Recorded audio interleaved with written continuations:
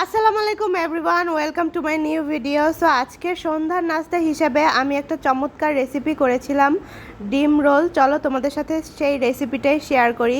So ডিম role বানানোর জন্য ফার্স্টেই আমি কড়াইতে দিয়ে দিলাম তেল অল্প পরিমাণে। এরপর একটা রুটি ভেজে নিলাম, একটা পরোটা ভেজে নিলাম। এই যে দেখতে পাচ্ছ কালারটা কিন্তু বেশ ভালোই এসেছে।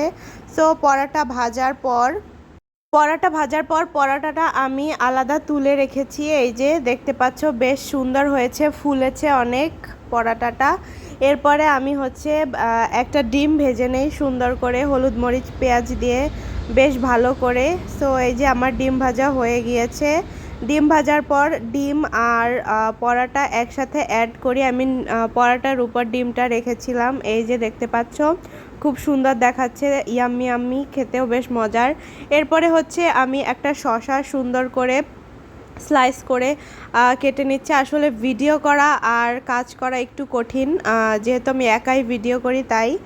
যাই হোক, তারপরে এই যে শসাটা সুন্দর করে আমি স্লাইড করে নিলাম। এরপরে শসার সাথে অ্যাড করলাম সস, টমেটো সস। এটা আমি এখন খুব সুন্দর হাত দিয়ে মিক্সড করব। এটা একটা সালাদ করেছি। এই যে দেখতে পাচ্ছ আমার কিন্তু হাত দিয়ে মিক্সড করা শেষ। এই সালাদে আমি কিন্তু সামান্য পরিমাণে লবণ দিয়েছি। লবণ দিলে খাওয়ার টেস্ট একটু বেশ ভালো হয়।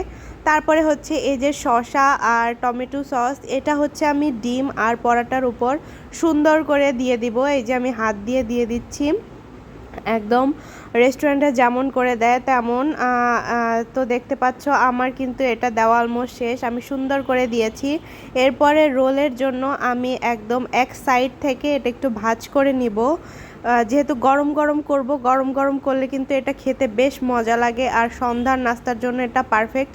আমি তো এটা মাঝে মাঝে রাতেও খাই ডিনার হিসাবে, যেহেতু এটা ডায়েট ফ্রি, একদমই তেমন কোনো তেল নেই। সো দেখতে পাচ্ছ আমার ডিম রোল কিন্তু রেডি, আর এটা খেতে বেশ মজা। আমি মাঝে মাঝে খাই। এই যে দেখতে পাচ্ছ ভিতরে সবজি সালাদ রয়েছে। এটা কিন্তু খুবই পুষ্টিকর খাবার, আর ডায়েটের জন্য এটা সন্ধ্যার নাস্তা বা ডিনারে খাওয়া যায়।